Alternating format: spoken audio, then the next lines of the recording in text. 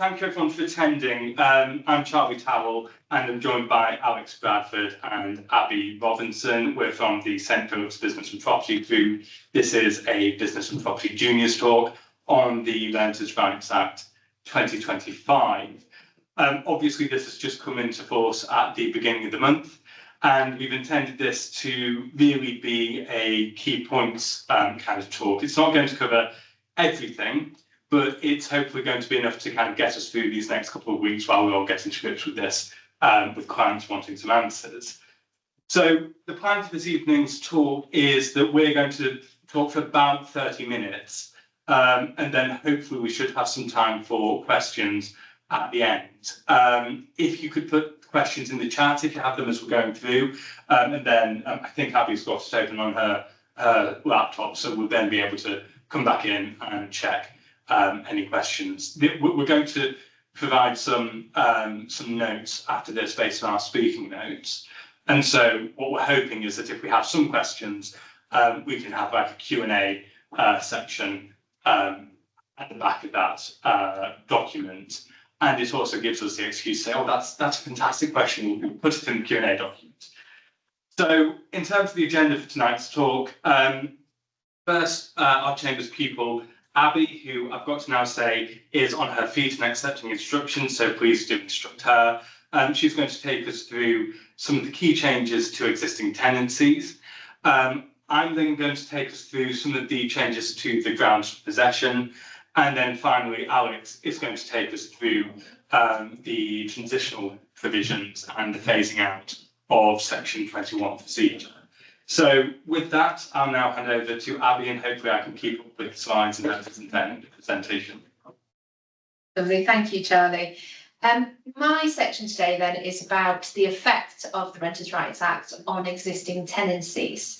It's a bit of a whistle-stop tour, so forgive me, I will be going at quite some pace through it, but there's quite a lot of change that will be affecting existing tenancies and existing landlords. Looking then at the headlines, you will all have seen, I'm sure, that the big headline with the Renters' Rights Act is that assured short-hold tenancies are abolished. From May the 1st, they no longer exist. All existing assured short-hold tenancies will convert into assured tenancies, and that is pursuant to Section 146.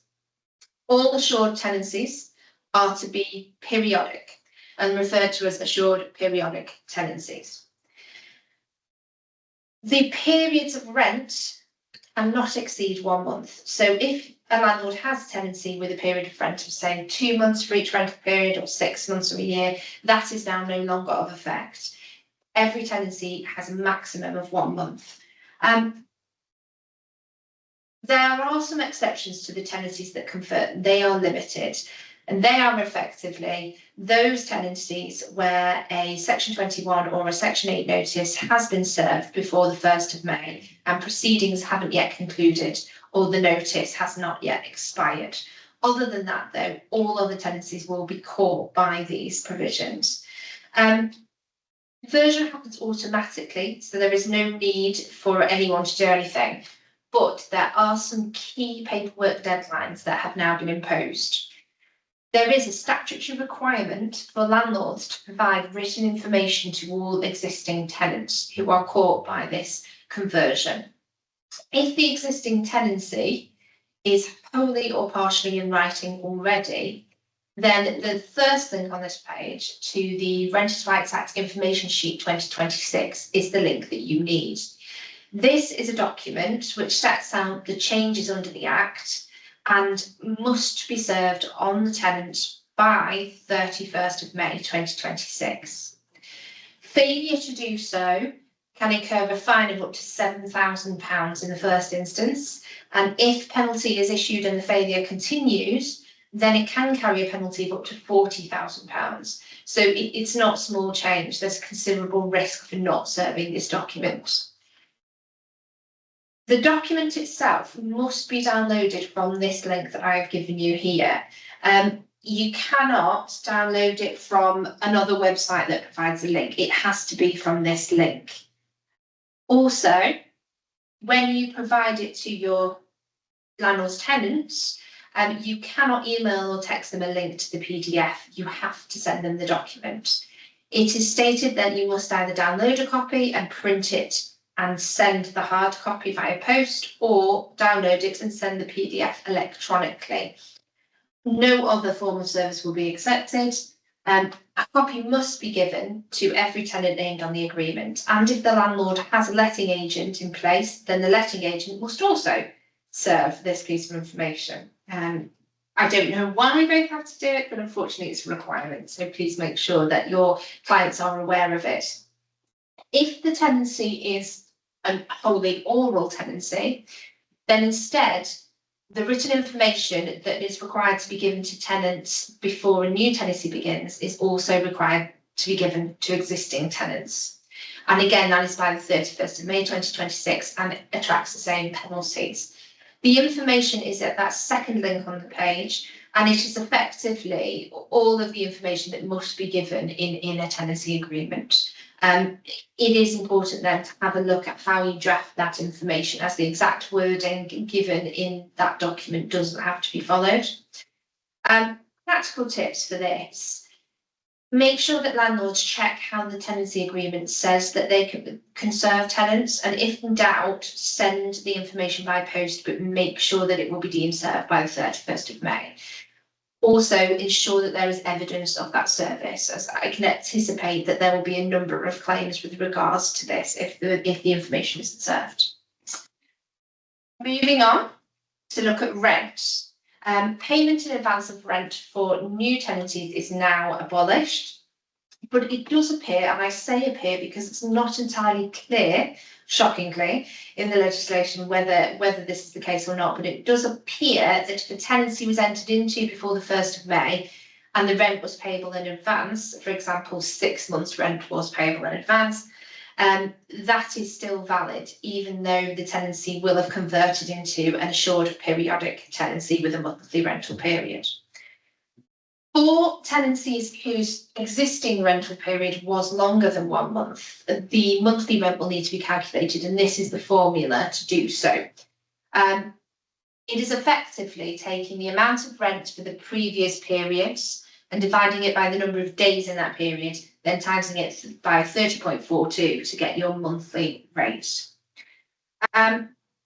Regarding rental increases, if a landlord now wants to increase the rent after the 1st of May, it has to be done via the Section 13 process. Landlords can no longer rely on any rental increase clauses in their tenancy agreements.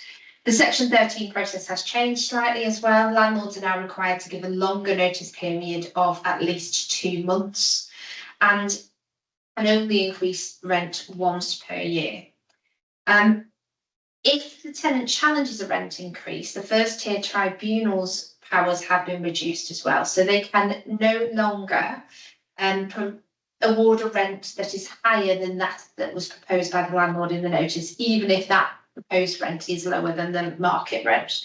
They also are now no longer able to backdate rent increases to the date of the landlord's notice. So any rent increase will take effect from the date of the first tier tribunal's decision. The practical effect of this is that landlords need to act with appropriate speed when deciding on rental increases, because it will, in reality, take some time from serving the notice until that rental increases. It actually reaches the tribunal if it's challenged and will come into effect. It should be noted as well, private sector tenants can now challenge the rent payable within the first 6 months of the term of their tenancy. So that's something to note for landlords who have fairly new tenancies at the moment. And the tenant is entitled to recover rent paid in relation to any days falling after the end of the tenancy now. So if the tenancy ends, in the past, tenants could recover rent paid if that featured in the tenancy agreement. Now it is an automatic right, and landlords need to be aware of that. Very quickly want to just touch on the new grounds of possession that require prior notice from the landlord. Now, there are a couple that require the landlord to have given prior notice before the tenancy agreement was signed in order to rely on them. Obviously, that's not possible for existing tenancies, and so some allowances have been made for that. In particular, ground 4A, the student accommodation ground, where the notice is required before the tenancy began, the landlord can now give a written statement of intent by the 31st of May 2026. And that written statement must include all the information required in the notice for ground 4A. Charlie will touch on that later. However, ground 5A, the stepping stone accommodation ground, the written statement required for that must have been served before the 1st of May 2026. So unfortunately, if that statement's not been served by now, the landlord has missed their opportunity to rely on this ground. Moving on now to the matter of discrimination. Blanket bans on children or benefits are now unlawful. Therefore, any tenancy agreements which have clauses which don't allow the tenants to have children or be on benefits are now unenforceable and should be reviewed. However, restrictions on children may be made if it's a proportionate means of achieving a legitimate aim, and that effectively means that if the aim is one that provides a genuine benefit to someone other than the landlord and is not in itself aimed at discriminating against those with children, then it may be deemed proportionate. And examples that are given in government guidance of that are, for example, in later living accommodation or student accommodation, where it is reasonable and proportionate to limit children in those environments. And there is, however, no corresponding allowance for benefits. It is simply unlawful. And finally, there is now an implied covenant in every assured periodic tenancy that the tenant can request a pet. That request must be in writing and it must contain a description of the pet for which consent is sought. I'm not quite sure how that's going to work if people haven't bought the pet already.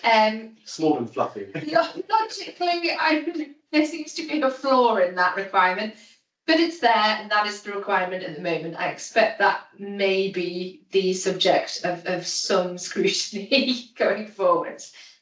However, once that written notice has been given to the landlord and the request has been made, the landlord must respond within 28 days. The only extension to that is if the landlord reasonably requests further information about the specific pet before the 28th day. They then have an extension to the 7th day after the tenant has provided that information. And likewise, if the landlord must request the consent of a superior landlord in order for there to be a pet at the property, then they receive an extension to reply to the tenant for 7 days after receiving the superior landlord's consent or refusal.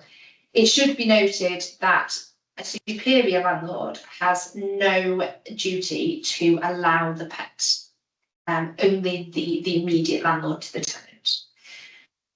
A landlord can only refuse a pet if it's reasonable to do so. Circumstances where it would be reasonable to do so are quite limited in their example, and effectively are where the pet would cause the landlord to be in breach of an agreement with a superior landlord. It is likely that this will be quite narrowly construed, so unfortunately it does look likely that most tenants will be able to keep pets in the property going forward. If the landlord is in breach of this implied covenant, the tenant can take them to court and they can ask for an order for specific performance. Fantastic. Thank you, Abby. So I'm going to quickly take us through some of the key changes to grounds for possession. I've not covered every single ground for possession, although I have added some in at the very last minute and then added some into my notes, so it might not entirely marry up to the slides on the screen. But I've tried to focus on the ones which we tend to see most frequently in practice and those where there's been some kind of interesting change. So taking us all the way back to last month, how did possession used to work? Obviously we had section 8, mandatory and discretionary grounds, mandatory being that if the ground is made out, the court had to order possession, and that's grounds 1 through 8. And then discretionary grounds, there's the reasonableness requirement that if you make up the ground, the court then has to consider whether or not it's reasonable to make the order. We also had section 21. I've included on the slide a rather interesting statistic, which is that in the 5 years between 2019 and 2024, there were almost 1 million, so 934,000 section 21 notices. So this, I don't think anyone needs me to tell them, this was a massively popular way of recovering possession. As you can see there, no fault possession, provision on 2 months notice, and the standard documents, EPC certificates, and so on. The one big change which I think landlords are going to be sorry about and have been very vocal in being upset about is the loss of accelerated possession claims.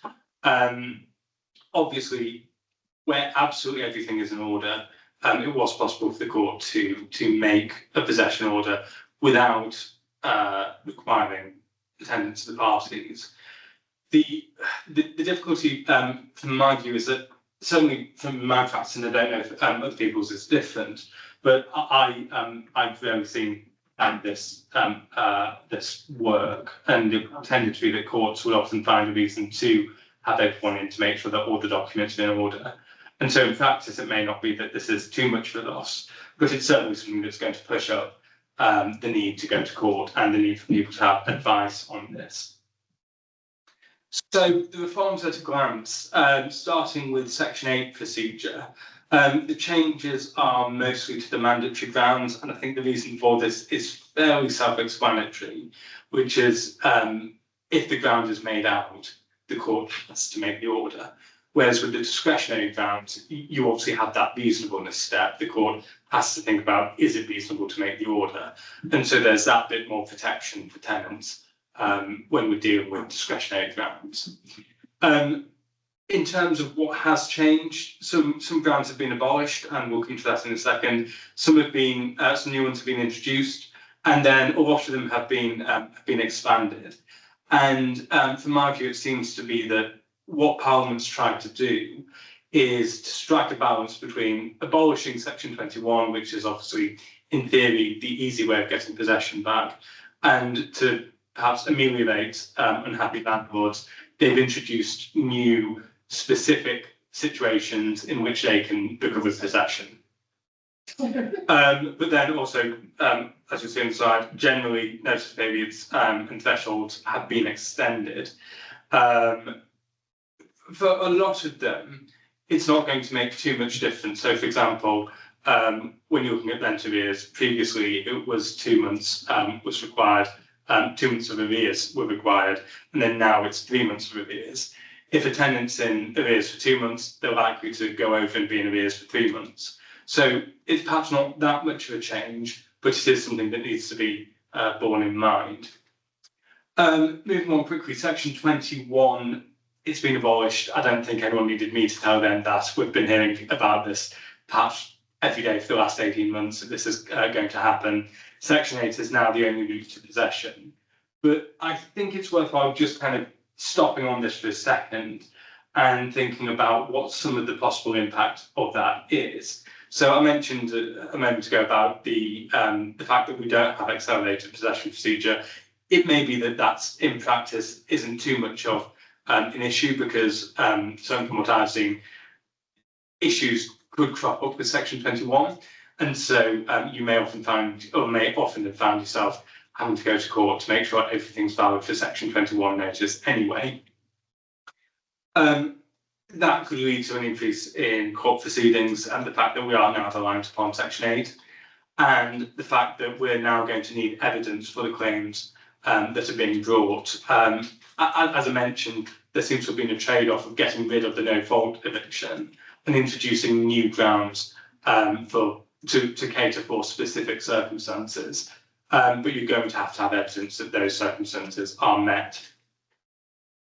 So moving on to think about some of the changes to the mandatory grounds, and I'll start with just looking at some of the expansion to the existing grounds. One thing to note, and I'll include a link to this in the notes that we produce, but the explanatory notes to the, well, as it was then, the Renters' Rights Bill, but now through the Renters' Rights Act, particularly paragraphs 932 onwards, they're quite a useful resource, just to give a bit more context to these grounds and for thinking about the rationale of why the changes were made and for what's going on. It's obviously no replacement for reading the Act itself, but in terms of advising in certain specific circumstances, it might be that it's a bit of detail that helps to understand perhaps where the court would go on something. So, starting with ground one, occupation by the landlord or their family members, the old ground one was focused more on the landlord themselves and occupying a property that was previously occupied by them. This has now been expanded to include the landlord, their spouse and civil partner, and also if they're living with someone as if they were the spouse or civil partner, that would also be included. It's also including close family members, so this is parents, grandparents, siblings, including half-siblings, children and grandchildren. And it also includes the children or grandchildren of the landlord's spouse. So what we can see is that there's been an expansion here to allow the landlord to use the property for personal or family occupation. The notice period here, and this is something you'll hear me saying throughout, the notice period is 4 months. So that's something just to be aware of. Another thing to be aware of is the restrictions which are imposed on using ground one and then using the property after possession has been granted under ground one. So ground one can't be used within the first year of the tenancy. That's referred to as the protected period. However, something to note is it can be the Section 8 notice can be issued within the 12 months. It simply can't expire within the 12 months. So, for example, if you had a tenancy which was in its 11th month and you sent the Section 8 notice on ground one, that should be valid, or would be valid, sorry, because it would expire after the end of the 12-month period. Looking to once possession's been recovered on ground one, you then can't re-let the property or license it within 12 months effectively of the issuing of the notice to the tenant. So you're looking at the ground, you've got 2 years in total, so a year up to when it can be used, and then a year after using the property once it has been used. And the reason for that restricted period, the year afterwards, is fairly straightforward. It's to try and make sure that landlords are using this as a genuine reason. It's not that they're using it as a pretext to then re-let the property. That restriction, the restricted period afterwards, one thing to note is that's actually subject to an exception. Both of these are introduced by Section 13 of the Renters' Rights Act, and they impose or introduce Section 16E into the Housing Act 1988, and then Section 16F of the Housing Act 1988. So the exception is basically where the tenant that's introduced in that period is the family member for whom possession was obtained. Again, the reason's fairly obvious. If you've got a ground saying that you can get possession for a family member, you should then be able to have them in the property, and if you want to charge them rent, you should be able to do that. Moving on now to ground two, so sale by mortgagee. This can be dealt with fairly quickly. This is an expansion essentially to allow for possession by a mortgagee or a lender who requires sale with vacant possession. So under the previous ground two, there was a requirement first that the mortgage had to predate the tenancy, and that notice had to be given to the tenant at the beginning of the tenancy that ground two might be used. The Renters' Rights Act has got rid of both of those, and now the requirement is just that 4 months' notice is given. And so this is quite a useful expansion if you find yourself acting for a lender who needs to recover possession. Moving on to the new grounds, and as I said at the top, these aren't all of them, because if we went through all of them, we would probably be here all night. These are just some of the perhaps most interesting ones that have come in, and I've got a couple more in my notes, which I'll I'll put in the notes for the handout afterwards. First, we're looking at ground 1A, so that's sale of the property. And this is thematically quite similar to occupation by the landlord or their family member. This is where the landlord intends to sell the freehold or leasehold or grant a long lease of 21 years or over. So similar to ground 1, the notice period again is 4 months. It can't be used within the first year of the tenancy, but again, that point about if the Section 8 notice is served and it expires after the end of that 12-month period, that notice is valid. And another thing to note is that certain types of housing provider, this is listed in subsection D of the ground itself, they can't use this ground. So it's going to tend to be for private landlords rather than social housing.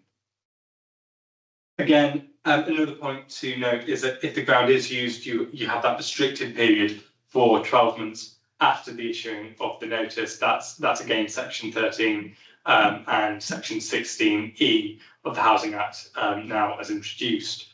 However, again, there are exceptions to this. The first one is quite straightforward. It's that if the person who is renting or the licensee of the property is the person who's buying it, then they can, that's permitted. Again, the reason for that is quite straightforward. If you're selling it to someone and they want to move in early, you should be allowed to allow them to do that, and you should be compensated for doing that. The next exception is a bit more convoluted, and I'll just quickly go through the requirements.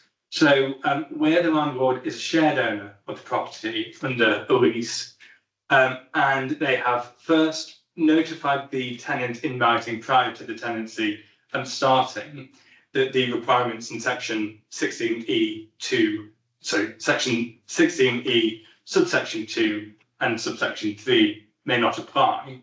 And then second, the landlord has given their superior landlord under the shared ownership lease a written statement that they intend to assign their share. And then finally, a RICS valuation has been undertaken on the property, or the landlord has marketed or at the property for sale. That's going to be permitted here. And now the reason for this, as I say, it's a bit of a convoluted one, requires a few steps to get through, and I'll set out those in more detail in the notes.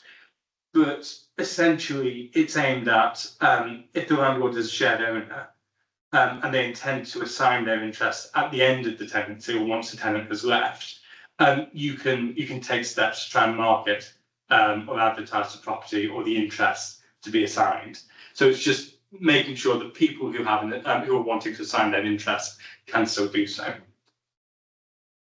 Some of the grounds are not included in the slides, but I'll just cover quickly, are grounds 2ZA to 2ZD. Now, these are repossession by a superior landlord. So if you're acting for an inferior landlord, i.e. someone who's subletting, this can be quite a useful couple of grounds to just be aware of.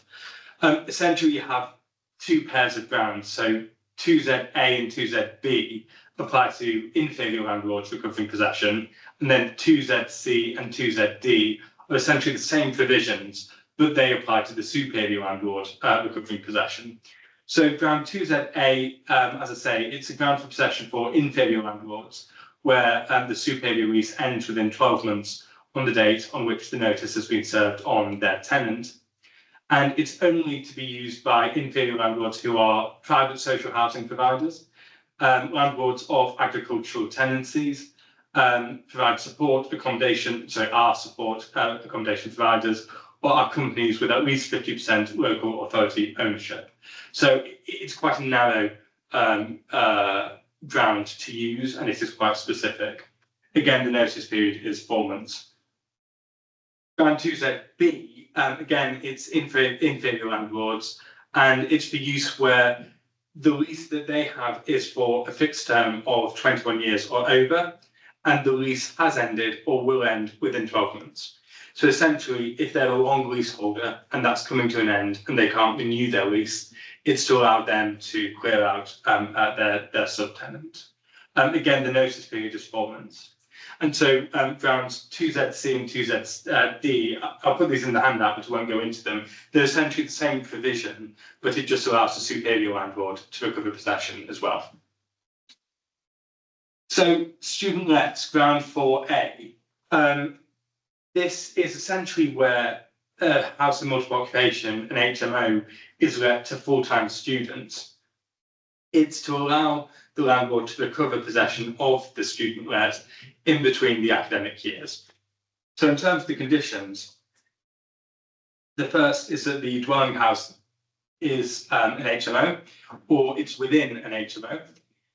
Second, the tenant must meet the student test when they enter the tenancy. So that's either first, that they are a full-time student, or second, that the landlord reasonably believes that the tenant would become a full-time student during the tenancy. So obviously that second provision in terms of reasonable belief is where you have a first-year student or someone who's going to be a first-year student.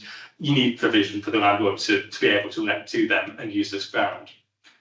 The next requirement is that the landlord, as Abby said, has to give notice at the beginning of the tenancy that the tenant meets the student test and that the landlord will intend to let the property to another student on the next tenancy.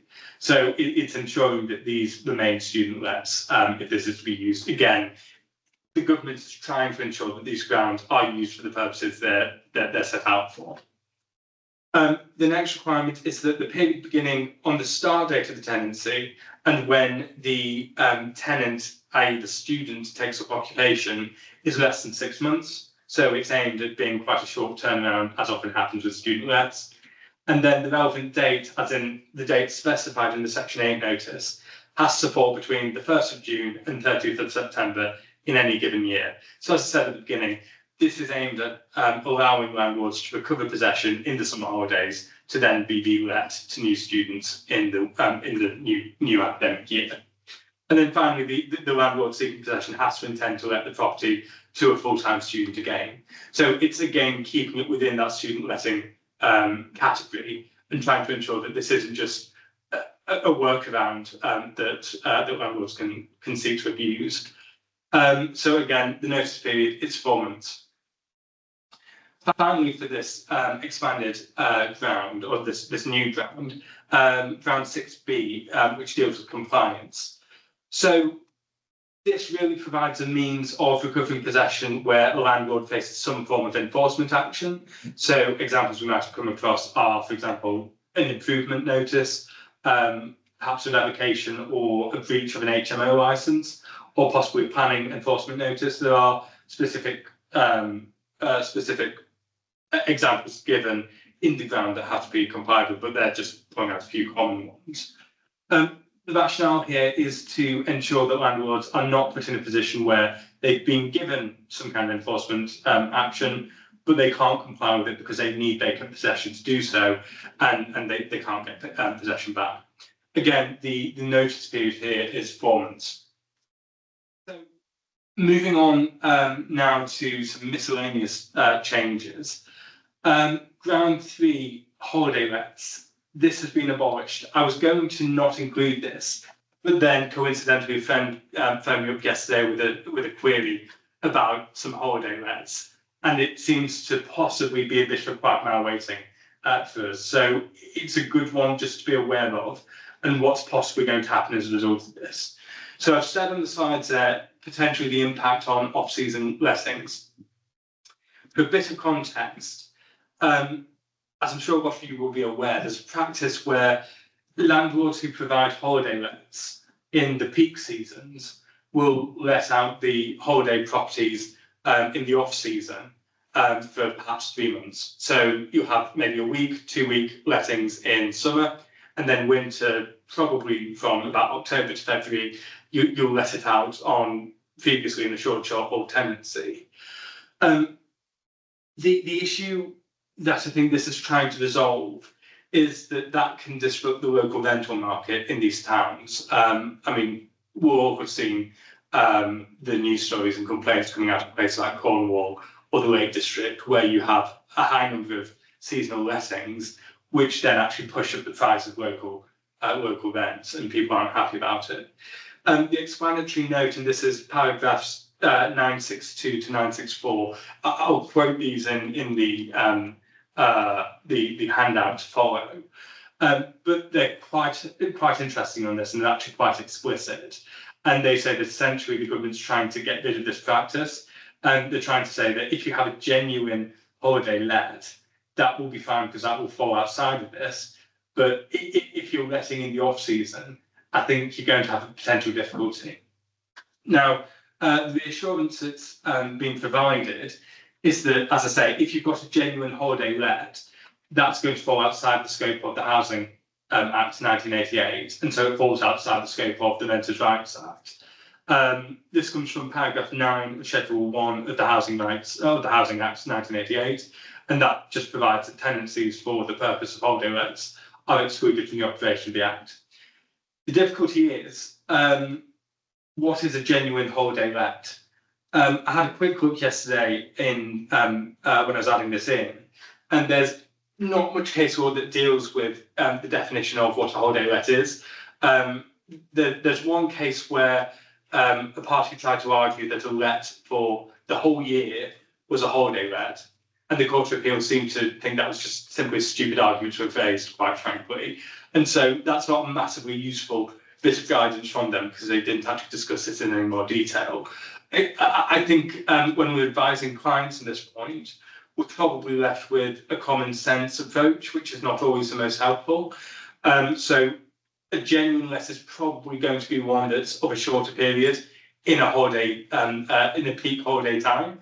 So 1 week or 2 weeks, possibly up to a month in the summer, is probably going to pass that kind of sniff test. But if you're looking at a period of months over the off season, I think the court's going to be probably going to be able to find that it's covered by this. One possibility might be to try and frame those kind of lets as a license, but I'm sure we'll all be familiar with Street and Mountford saying that we look at the substance of the agreement, not the title. And so if you were to try and do that, I think it would likely be that the court would find it to be a lease rather than a license, even though you've named it as a license. And to add to that difficulty, purporting to make a fixed term tenancy. So if you said we're going to enter into a license agreement for say 3 months, and it's going to be for 1,200 quid for those 3 months, and the court finds that to be a tenancy, well, under the Renters' Rights Act, there are potential fines for trying to impose a fixed period. And so the landlord could find themselves on the receiving end of one of those fines to try to be better. So it does look like Parliament has given some thought to tricksy lawyers trying to find a way around this and try to cut off those avenues. Moving on then quickly to the death of a tenant. This ground has been changed to focus on non-resident successors to a tenancy. So if the tenant is living with the named, if the successor tenant is living with the named deceased tenant, you're not going to be able to use this as a ground to recover possession.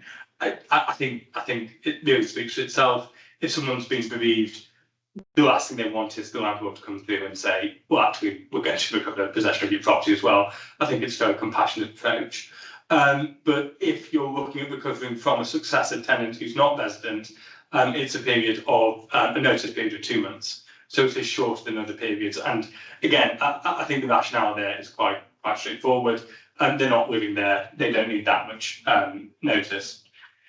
Finally, I'll deal with this in the next slides fairly quickly, as I realise I'm fairly over my time slot, and I'm sure Alex is itching to get on to section 21. In terms of rent arrears, this is probably one of the most common grounds that we deal with. As I said at the beginning, the period has increased from 2 months to 3 months. I don't think that's such a massive change because, as I said, if a tenant is not able to pay 2 months' rent, chances are they're not able to pay 3 months. And so it's perhaps not going to be that big of a change. The slightly bigger change is if a tenant has pending universal credit payments, those aren't going to be included in the calculation. So what you may find is that a tenant has, say, missed 1 month's rent because they lost their job. They've gone on to universal credit, and let's say they've missed another 3 months because there's an issue with universal credit. So there's 4 months seemingly missing. in the calculation of that, there's only actually going to be 1 month. And so you're not going to be able to use this for that. So it's something to be aware of. It's something to advise clients of, and it's something to keep an eye on. It may be that this is something that the court has to deal with, and we may see some movement on this in terms of appeal decisions, because what's left as an open question is how do you evidence this? I'm sure what will probably happen is that there'll be letters from Universal Credit saying, yes, there's an issue at our end. That's why they've been unable to pay. But that's something that's going to have to be worked out as we work through this. Discretionary grounds, I've not really dealt with many of these, and we can deal with these quite quickly because essentially most of these have stayed the same. Again, as I said at the beginning, I think this is probably coming down to the fact that there's the reasonableness requirement, and so that provides some kind of protection, because the court's going to, even if you prove these, the court's going to have to find that it's reasonable to make the order. So grounds 10 and 11, so these are any amount of arrears and persistent delay, the favourites to go along with ground 8. There's no real changes to these. The notice period is still 4 weeks. Ground 12, breach of tenancy agreement, except for the obligation to pay rent. No real changes. Notice period is 2 weeks. And I've just finally quickly cover ground 14, antisocial behaviour. There's no real changes here, apart from introducing a new consideration into Section 9A of the Housing Act 1988. So the considerations are now, first, the effect of the antisocial behaviour on persons other than the tenant. Second, the continuing effect the behaviour is likely to have on those other persons. Third, the effect the behaviour would have if it were repeated. And then finally, this is the addition, whether the tenant has cooperated with any attempt by the landlord to encourage the conduct to cease. Now, the definition of antisocial behaviour is quite broad, and it does include things like nuisances and annoyances to others. So thinking about the pet right, if there's a dog that doesn't stop barking, or if there's a dog that's causing issues, is that going to then be a ground for possession under antisocial behaviour? Possibly. Whether the court would find it reasonable to grant possession on that basis, it's something we'll have to wait and see. I suppose if the landlord tried to work with them to sort the dog out, which is probably not the best way of putting that, but if there's something that can be done to try and help the dog, that might be something that will be considered in those factors that's been introduced. Now I'm going to skip over the key takeaways just about the fantastic food image. These are things that I covered before, and I'll include those in the notes. Essentially, we need evidence because we're all going by Section 8. There's going to be probably an increase in court proceedings and expense, longer notice period for all of these, and it seems that landlords really need to act in good faith. The rationale of the Renters' Rights Act is to give more security of tenure. So landlords, if they're using these Section 8 grounds, it seems that they're really going to have to be using them in good faith for the reason that they were introduced. So I'll pass over to Alex, who's going to take us through the last remaining bits of Section 20. Thank you, Charlie. I hope you can all see and hear me.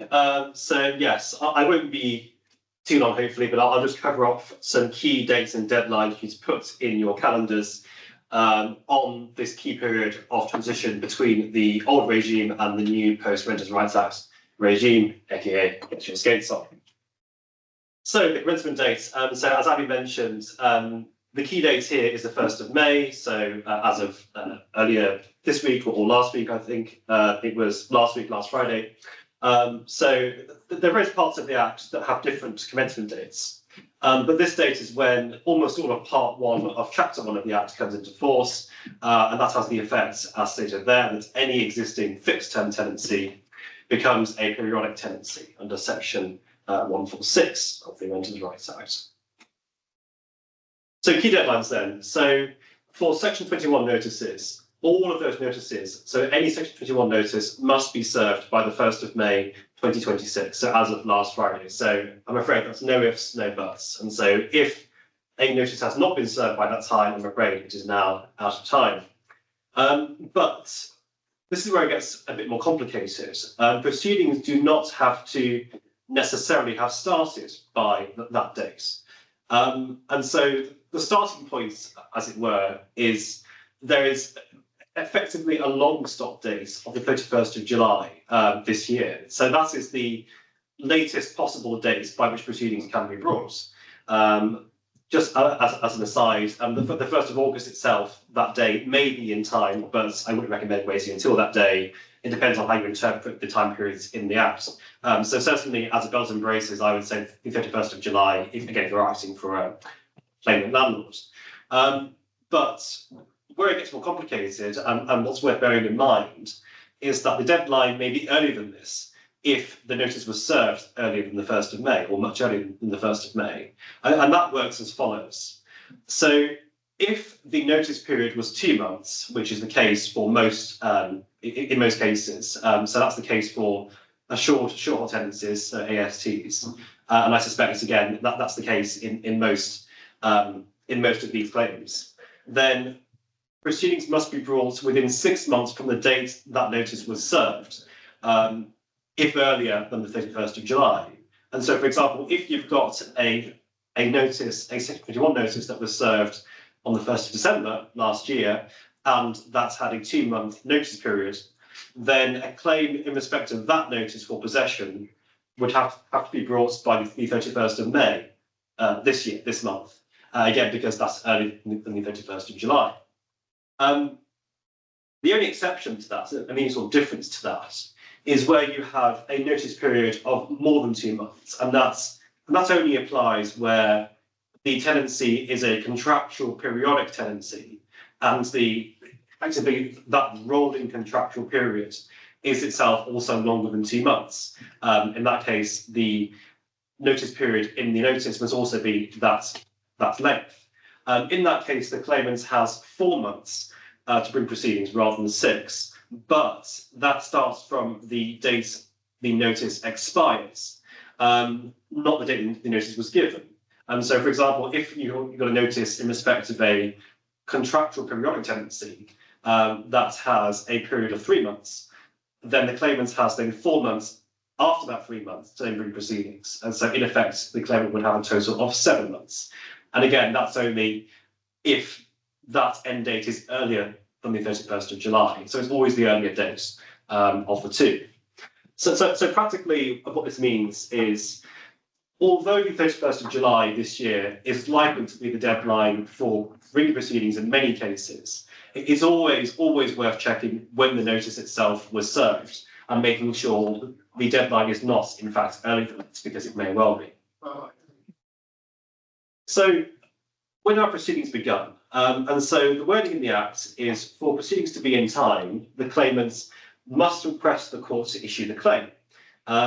So that is not defined in the Act as far as I can tell, but it's not the case that proceedings in that sense need to be issued necessarily, let alone served. The claimant must again simply request the court to issue the claim rather than the claim must be issued. And so I would read that as analogous to the test for limitation purposes. So under Practice Direction 7A, paragraph 6.1, as many of you know, a claim is brought for limitation purposes on the day it is received by the court office, if that's a day earlier than the day before issue. And so in effect, the claimant only needs to file the claim rather than get it issued per se. And so practically, as many of you again will be well aware and be familiar with, always keep proof of postage or a delivery signature or something like that, just as evidence of when that was done. And also, another practical tip, and this comes from a case that Abby recently wrote about, so again, Abby's article there on the Tinder's website. But make sure you pay the right court fee. And so there was a recent court of appeal case which looked into this, and effectively that court of appeal case said it's not fatal, or it may not be fatal to file a claim in time when the wrong court fee is paid, although that's only where some sort of court fee is paid rather than no court fee. The court was quite clear that it did not examine the actual or the position where no court fee is offered. But of course, it's better off, or you're much better off just avoiding those arguments in the first place and just paying the right court fee if at all possible. So that's pretty much that. And so here's sort of a brief summary or a flowchart as to what the key deadlines are. So the first question, top left, was the notice served before the 1st of May? If not, I'm afraid you are out of time. If it was served before the 1st of May and the claim has also been brought by that date, or at least the claimant's filed a claim before that date, then it seems that it is, then you are in time. If not, then you need to look at the notice period of the notice and then count from the date of that notice, and if it's earlier than the 31st of July. And so if you have a notice period of 2 months, which again, I suspect is most commonly the case, then the claim must be brought by the 31st of July or 6 months from the date of the notice, from the date the notice was served, whichever is earlier. If not, which I suspect again is quite unusual, but then if you've got a contractual periodic tenancy and the Section 21 notice in respect of that tenancy has a notice period of more than 2 months, then again, you've got that 4-month period from the date of expiry of the notice. And again, you need to compare that to the 31st of July this year and see whichever is earliest. So that's a whistle-stop tour of the key deadlines, and that concludes the webinar. Any questions you have, we'd be happy to help. Otherwise, we hope you found it useful. Thank you, Alex. Abby, do we have any questions on the chat so far? No, I think everyone's just been listening. But yeah, do feel free if you have a question to pop it into the chat now, or if you have a question that comes up maybe slightly later when you're thinking about this over your tea, feel free to drop us a line with the question. Thank you. And one thing I mentioned is that very useful flow chart. We'll put it in the notes that we'll send out to this. I think a recording of the webinar is going to go up on the website. And I think underneath that, we'll probably include a link to the notes, as I realised I said, it will be in the notes quite a bit through my talk. So it will be useful to have a link to that as well. Excitingly have a question. What would be the position if a landlord relied on ground 1A intended sale and then actually sold the property before the date in the Section 8 notice? Would the notice fall away, or would either the old or new landlord be able to continue to seek a possession order in reliance on ground 1A? So presumably they sold it with a tenant in situ. Yes. If the tenant's in situ, I imagine the notice would likely remain valid, and that you could continue to seek that. I'll give a fuller answer in the notes, because it may be that with the change of landlord that needs to be taken into account, because if the requirements for a valid notice are that it names the correct landlord, if that changes, there may be an argument that the notice isn't valid. So I'll go through it in more detail, but gut instinct is that it's likely going to be okay. Are there any? I realise this is my section, so it comes to me to think of. Are there any thoughts on what I said? No, I think it makes sense to me. I defer to you, Charlie. Okay, so I've been hung out to dry there. But we'll have a look and give a full answer in the Q&A. I wonder if perhaps if it's the ground of intended sale and the sale's actually gone through, whether the notice would actually fall away because that intended sale is no longer intended anymore. So it's a good question. We'll have a little bit more to think about that one. We'll see you in the Court of Appeal with this. Are there any further questions so far? No, that's it so far. Okay, fab. Well, if you have one that you wanted to shout out to, please unmute yourself. Otherwise, we hope you found it useful, and we'll get the notes together probably the next week or so and send those out to everyone who signed up. So I understand that prior to the Renters' Rights Act, Ground 6 redevelopment could not be relied upon by a landlord who acquired the property during the period of the existing tenancy agreement if that acquisition was for money or money's worth. It seems that the Renters' Rights Act has amended Ground 6, so there's no restriction on a new landlord relying on Ground 6, even if they purchase the freehold during the period of the tenancy agreement. Please could you confirm?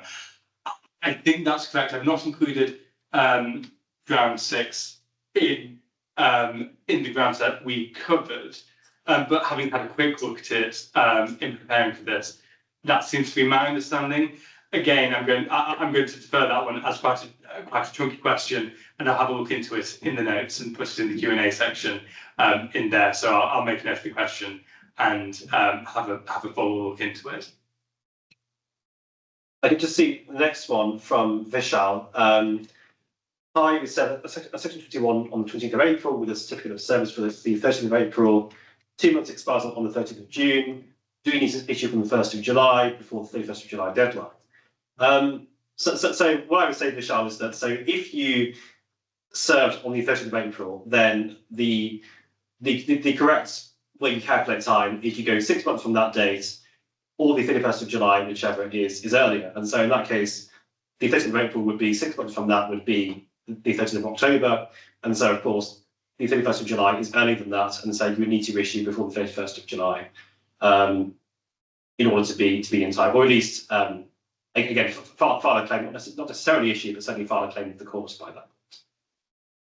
I can see Nigel has put a question in as well. Can we inquire about the evidence required for proceedings such as gas safety, tenancy, deposit protection, etc.? Is this required in particulars or a witness statement in support?